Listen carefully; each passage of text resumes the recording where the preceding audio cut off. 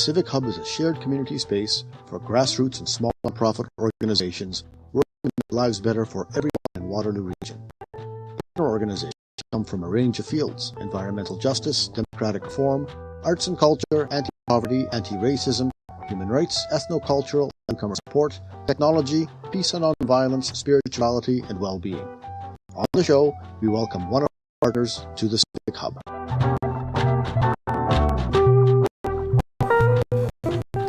Today, and welcome to the Civic Hub, we have Kelli and Zach. They're from Food Not Bombs Kitchener. Kelli and Zach, welcome to the Civic Hub. Great to be here. To be here as well. Food Not Bombs sounds impressive. Tell me what it's about. So basically what we do is we collect what you would call food waste, so food that is going to be thrown out or can't be used, usually just because expiry dates. Yeah, or overproduction. We get that and we collect a lot of it. Then we distribute it outside of City Hall. Some of the food is bread that we just bag and give away, and then some of the produce we use to make 2 hot meals. And then sometimes sandwiches. Explain to me a little bit more about discarded food. It has this awful connotation that you're feeding people garbage, and that's not the case. Oh, Lord, no. So by food waste, we mean food that is more going to be waste if not used by an informal organization. Mainly because grocery stores don't keep things even like up until the Best Buy date, and Best Buy means 2 weeks before expiry, and a number of other issues. We commonly get, should I tell the organizations that donate to us? Oh, yes, please do. We commonly get our bread from Grain Harvest and Cafe Pyrus here in town. And we get our food for cooking and serving often from the food bank, donations in the community, and The farmer's market. the farmer's market. Yes, for instance, with Grain Harvest, obviously most people want their bread to be relatively fresh. When they close on Saturday at 2, that means that all of that bread, obviously they're not open on Sunday either, so people don't tend to want to buy bread, so they give all of that bread that's kind of sitting around and isn't going to be frozen or turned into breadcrumbs to us, which is very lovely. So pretty more tired food. I heard somebody say that it's the kind of stuff that you find at the back of your fridge. It's still perfectly edible. It's just not the kind of thing that stores want to put on their shelves for sale. Yes. For whatever reasons. Like a lot of the bread we get is that bread that was baked that day too. Yeah. So aside from bread, what else do you serve? So we do vegan meals. We're doing them in large pots, cooking up veggies. Usually we do a curry and a pasta every week. A tomato-based pasta and a potato curry. Lately we've been having issues with potatoes, so we've been changing that up. But all of our food is vegan, and we try to keep as many allergens as we can out of the food. The food we prepare is vegan. Yeah. Not all of our donated food is, but a lot is. I mean, the only thing we get donated that isn't vegan is like we get sausage rolls sometimes. Also, the bread probably has eggs in it. Oh yeah, the bread does have eggs in it, yes. That's a good choice. Everybody eats veggies. Yeah. So, as Kelli was saying, with the food that we prepare, it kind of changes week to week, but yeah, it stays kind of in the range of the pasta and the curry, but we usually have a who we call the lead cook. Their job is just to kind of make the decision for what we're making, and they decide what they want to make that week, and you just have to improvise a bit based on what ingredients you have available to you. So it's kind of fun in the sense that you get consistency with, it's probably going to be pasta and curry, but what exactly goes into those two things changes based on what we have and who's making it. Okay. Does it take a lot of expertise to do the cooking? No, it does No? not. I have never worked in any kind of food prep or kitchen or anything like that formally. And I am a lead cook frequently at Food Not Bombs. All we really need is one person in the kitchen to have food safety certification. It doesn't necessarily have to be the lead cook, but And then hence the chop. yeah, and then just people to do everything. Most of what it is pretty simple stuff. It's just on a larger scale than most people are used to. So certainly the first time that I led it was, you've seen people do it before, but thinking, oh, I need like 4 bowls of potatoes chopped up right now, or adding like an eighth of a cup of salt seems like a lot until it's an entire pot of stuff. It's not actually that much salt. Okay. So this is not taking place in somebody's apartment kitchen. Oh God, no. No, we're very fortunate to have a commercial kitchen available to us through St. John's Church. Right. That's the community kitchen. Yes. Yeah. We've had people from community kitchen come, welcome to the Civic Hub as well. So how does it work there? How it works is we have a sign-up sheet that we use to kind of get an idea of how many volunteers we're going to have in a week. If you're interested in Food Not Bombs, we have an email. That can be an email list, that you can be to. So you get an email every week that says, "Here's a sign-up sheet. Sign up if you're free." And different roles. So there's the lead cook. There's preparation people. Food safety. Food safety person. Whoever's getting grain harvest, and other places we pick up from, as well as if you're going to be there for distribution and cleanup as well. So you just sign up, and if we're light on a week, we have someone that they control the email, so they'll send something out on the Thursday or the Friday saying we need a little bit more help, and hopefully we get that. Right. It's not just the email list that people can get a hold of you on. You're on the social medias too. Yes, we are. Through our Instagram, which is recent, correct? Yeah, we only started really operating that about a month ago at our last general.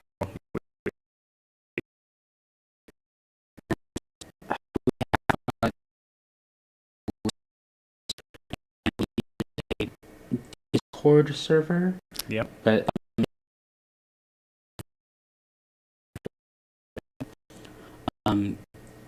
like I said before, the main thing we're doing is Saturday cooking. We have a general meeting once every 3 months at most. Ideally. Yeah. And so when people join up, they can expect to take on different roles, the chopping, cooking. Yeah, Oh, yeah. whatever you feel comfortable doing. It's very informal, as following all safety regulations Okay. for the food. And you need people with vehicles too to do the collecting. That is very helpful. Yeah. 'Cause I guess it's difficult to carry 10 pounds of potatoes, probably need more than 10 pounds of potatoes. If someone wants On to the do bus. that for us from one side of town to the other, God bless them. A lot of the produce is already delivered to the church by the time we get there. So Okay. most of our pickups are the bread and some stuff from a few local that we pick from as well. Okay. Yeah, luckily for the most part, don't worry about a whole bunch of potatoes. 6 bags of bread. I mean, Like garbage. Okay. So it gets to the kitchen, it gets chopped and sprayed and cooked and made into curries and pasta and what happens then? We serve every Saturday at 4:30, and we can show up at 2:30. Two. Just said. Because I Get to the kitchen at 2 or so. yeah, it starts at 2, and you have to be at 2 to pick up. Okay. So typically, that's what useful. So yeah, I usually only end up getting to the church at 2:30. So every Saturday, our volunteers people. Mhm. Often we're operating with 4. So that's one person bagging bread because for the city, I want to say, but they have to be double bagged for the city so that any of our patrons can come in and take a bag of bread wrapped. Okay. Yeah. So we have one person doing that and then 2 choppers and a lead cook. If we have 4 volunteers, more than we're Yeah, it's a little bit easier with a few more hands. We can do some of the side tasks. So after we start taking out 5 tables now. We We have have a bunch. 8 tables. I mean, Cool. yeah, something like that. I think. There are 8 tables available to us. I think we only actually own 5 of them, Okay. technically speaking. They're put out in one of the annexes by hall. Yeah, that little kind of which where City Hall proper Right. is, and the I think that's College. Okay. It gives us a roof to serve and Okay. it makes a natural place to line up. Yeah. And we have 2 tables for serving bread and sweets, 2 tables for produce, and 2 tables for hot serving. And so that's actually pretty close to where the community kitchen is. Oh, very Oh, yes, close. very. We're like less than a block away. Walk over most of our supplies. We don't have too many. If we need the car to drive, this whole operation would take another hour. Okay. Yeah. So the community kitchen is in St. John Angeles Church, the Yep. same place the Civic Hub is. Civic Hub's in the lower hall there. And then you get stuff from there out to City Hall. How long does the serving take? We serve pretty consistently 1 hour. We try to do from 4:30 start to 5:30 finish. It depends a little. Schedule technically is supposed to be 4:30 to 6, but we rarely have. No, we stop serving at 5:30. Do we? Yeah. 6 Okay. is 6 is for cleanup. Okay, sorry. Like if there's people still coming, we'll definitely still serve them, but usually by 5:30, if not a little bit Yeah. before, everybody has already come, and By the other 5:30, we're often out of food. we're just like Okay. mostly out of stuff. And if you've got things like soup and the hot meals, it's going to be cooled off by the time. We 5:30 serve on hits. hot plates Oh, to you keep have? with food safety Okay. regulations as well. Oh, So it okay. does stay warm the entire time. But that stuff also goes very quickly. So I'll bet. To make it through the weekend. And then clean up.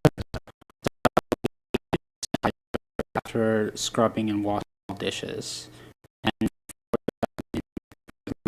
we have to wipe everything.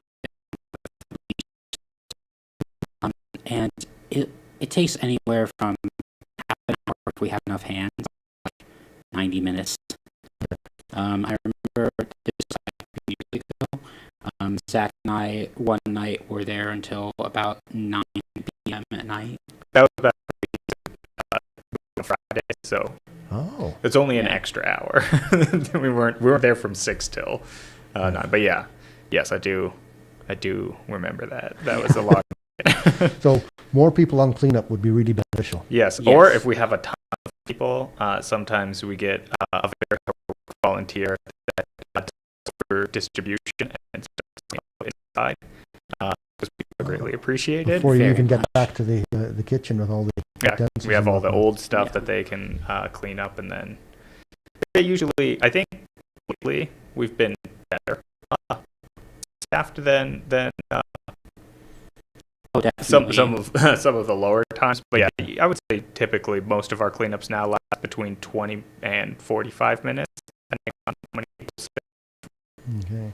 It's much easier now because, like we said, for the pandemic, we had to split serving and cooking days. And that made cleanup and serving a lot more of a hassle, honestly. I can imagine. Yeah. What's the update clients come out to Anywhere eat from the food? 40 to 60 usually.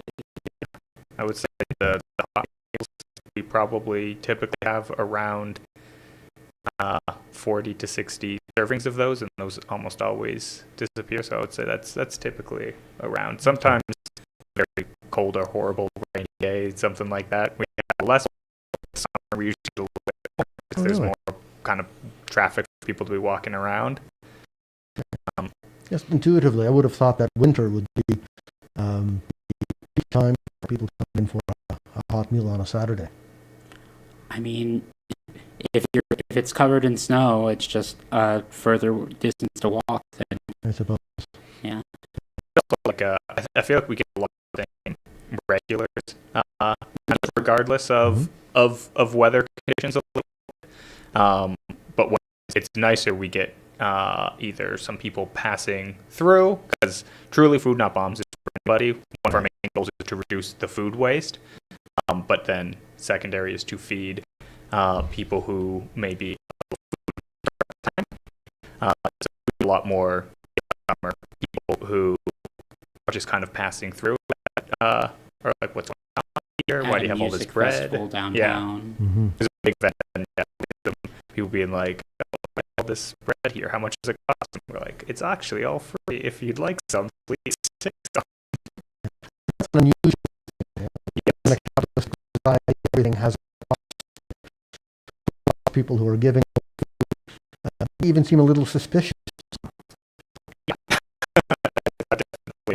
that people are like, "Okay, you're giving this away for free?" Skeptical look. And I'm like, yes. Yeah. I've heard some horror stories. Food Not Bombs is somewhat international, Mhm. and I've heard Food Not Bombs organization being hassled by authorities for feeding people and encouraging them and that sort of thing. Do you get anything like that happening in Waterloo, in Kitchener? No.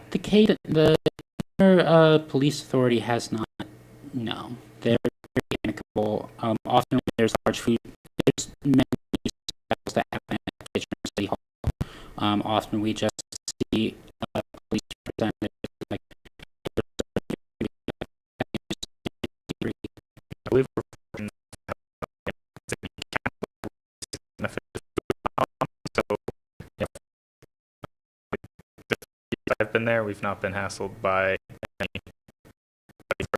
really anybody. I think one of the ways that we keep that above board is not taking donations to do with it. We get most of our funding from Laurier, student, public, elsewhere. They give us money every year. This year we bought a coffee and a portable battery. Okay. If you donate something to our organization, we like food and we don't like bombs. Time is what we were offering more than anything else. That's time, talent, and treasure. You know, the time of the volunteering is the most important thing. Have a skill, you know, I think everybody can chop a potato. Oh, And the donations that some people can provide, and prefer food. Donations. around this time last year, we got a donation from a very nice couple who gave us like 3 crates worth of kale, and for the next, I don't know, 4 months, we were having kale every meal. Yeah. Oh, kale is a good healthy thing. So you're St. John's Evangelist Church as a civic hub. How do you Civic hub? So we keep up with Civic Hub regularly. When we do general meeting, we have to use this space. We're very hands-off with the Civic Hub. We tell them what we're doing. We make sure that we clean up after ourselves. Make sure that we don't get in anybody's way.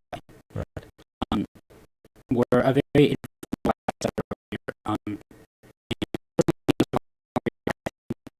most satisfying part of volunteering is people, and that feels lovely. It's probably the community you make. Um, most regular volunteers are friends with other regular volunteers. Overlap organizations. You see the same volunteer faces and all the different. Sure that people coming out to Food Not Bombs are also involved in KWPs. Yes. All around. It's close. Open. So, to get the volunteers out, do you do any active recruitment for To make efforts at our last meeting.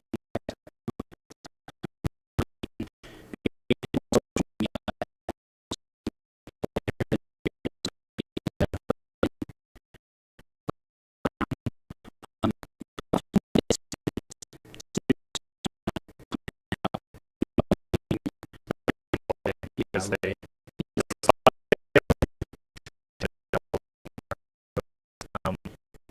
So it's Food Not Bombs. You're getting the contribution from a Waterloo University. How widespread is Food Not Bombs? It's an international organization. like how many chapters are there in the world? Yeah. Mark. Truly could not even give you a It's a very there isn't a international what's the word hierarchy organization. There's a central branch to report to. Mainly it's a name and an understanding of the founding principles of mutual aid, and for feeding regardless of who comes. like in one of the other cities, Guelph or Waterloo, at Food Not Bombs. Like is gather up people that you think you can effectively make food, or gather donations or anything like that. Call yourself Food Not Bombs. Into bombs like an factor of Food Not Bombs. There's some other ethics that it's important to know, but anybody who wants to start Food Not Bombs is allowed to do so in good faith. I think there's probably a greater need for that nowadays. Food prices are. So there's always a need for food and low-cost food. So anybody wants to set up their own chapter, they contact Kitchener Food Not Bombs for advice.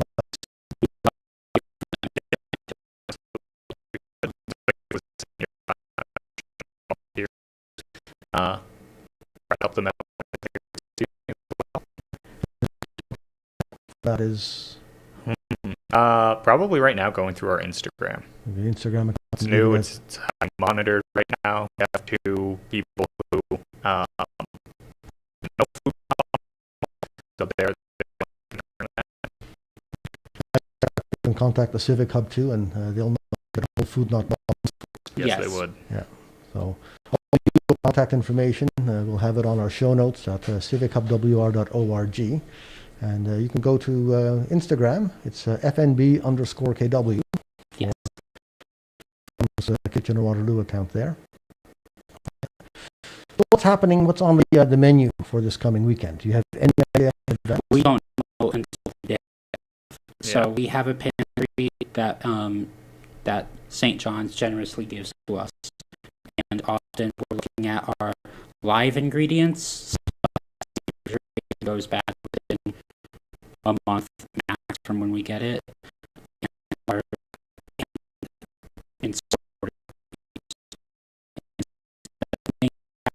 choosing what to make is often this amount of veggies. This week, we didn't get potatoes this week. Right. What can we make? Oh, we have beans. That's great. Had a lot of potatoes, but we had a lot of the other guys who was like used to make curry, and I was like, why not? They got a similar potatoes in. Yeah, we just kind of roll with that. For this coming up Saturday, a lot of chicken. So I Maybe can a bit of guarantee hummus you on the that. side.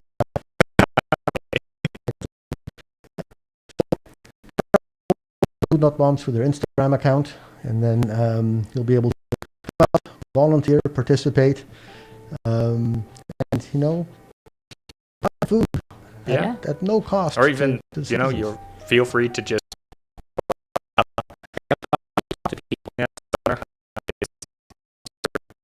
to get if you're showing up for like 2, you'd be able to let the church. So it's easier if you already have our contact information to be let in. But if you kind of want to see what it's like, you can show up at the distribution between 4:30 and 5:30.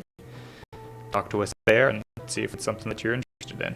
And that distribution point is just outside of Kitchener City Hall on the Just walkway outside. between Carlsbad Square. If you go to the front door of City Hall, you will see us. Okay. Yeah. That's the place to be then on a Saturday at 4:30. Absolutely. And hey, you can get some free bread, maybe a hot meal, whatever you I'm hungry just thinking about it. Kelli and Zach from Food Not Bombs in Kitchener, thank you so much. Thank you. Welcome to the Thank Civic you. Hub. Thank Great you very to be much. here.